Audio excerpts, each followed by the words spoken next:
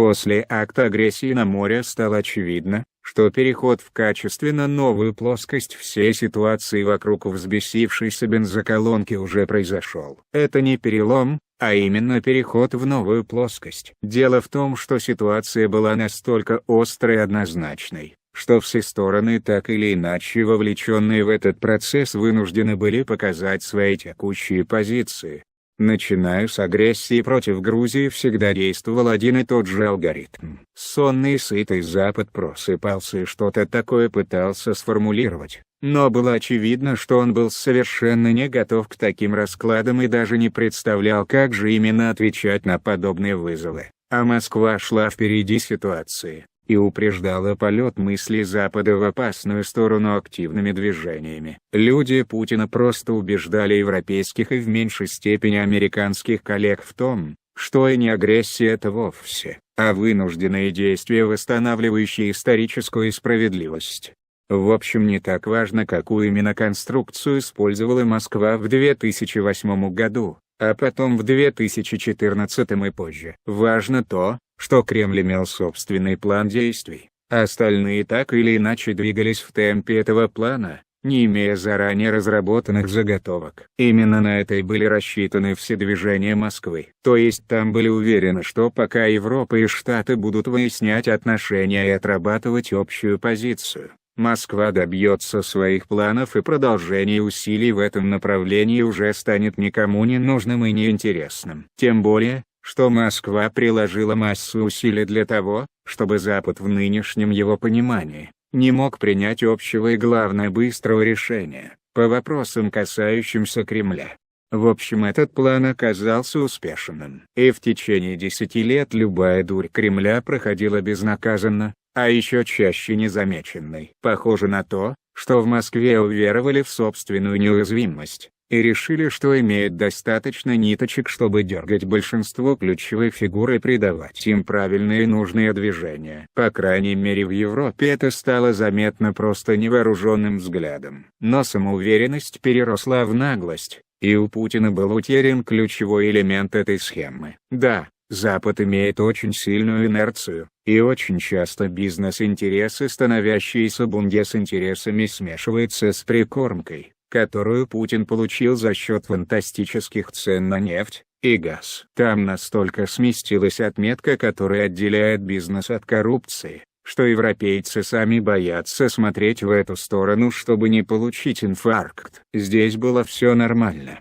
Однако утерялась вторая составляющая этой стратегии — скорость исполнения операций в формате «беспредел». Для Саакашвили хватило 5 дней для того, чтобы сломаться и сломать свою Грузию. Даже вновь избранный президент страны сейчас говорит о том, что пока они ничего не могут сделать в плане деоккупации, но будут ждать момента, когда можно будет начинать действовать. А этот момент, как ни странно, давно озвучен человеком, чьим именем надо было называть сквер возле российского посольства, Джохаром Дудаевым, первым президентом Ичкерии. Он пророчески заявил о том, что Россия умрет, когда взойдет украинское солнце. В общем, об Украину Путин не просто обломал зубы, но и вышел за рамки собственной стратегии. Он не смог завершить войну в грузинском стиле и поставить Запад перед фактом. Украина выстояла тогда, когда в это никто не верил. Она удержалась тогда, когда европейские эмиссары вещали о необходимости компромиссов, о которых следует договариваться с Москвой. Но эта тема протухла. Этого не заметили наши политические проститутки, которые эксплуатируют этот откровенный тухляк. Компромисс — это то, что сейчас имеет Грузия. Признание аннексии территории в обмен на то, что московские халуи перестанут стрелять. Мы отказались от этого позора и поломали стратегию Путина. Западу нужно слишком много времени для того, чтобы раскачаться, рассмотреть угрозы и наконец изменить свой курс, как это делает огромный танкер. Из-за своих размеров он просто не в состоянии резко маневрировать, и потому для любого поворота ему нужно место и время. Наше дело было дать это время и место,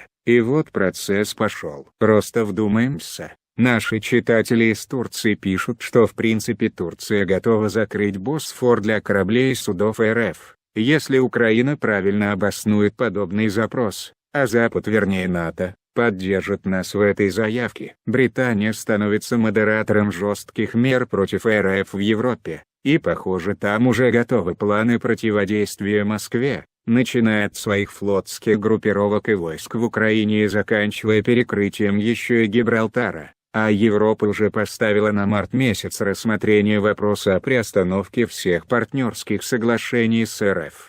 В свете этих событий, Москве все труднее выдавать свои планы экспансии за чисто коммерческие мероприятия. Готовится еще ряд мер, которые носят уже не дипломатический а оборонный характер, и прямо сейчас они прорабатываются с руководством Украины. И все потому, что Украина уперлась и стала центром консолидации всего живого и здорового, что осталось на Западе. Как это ни удивительно, а именно под нашим флагом выстраиваются и Штаты, и Британия, и как бы ей это было не тяжело, Европа.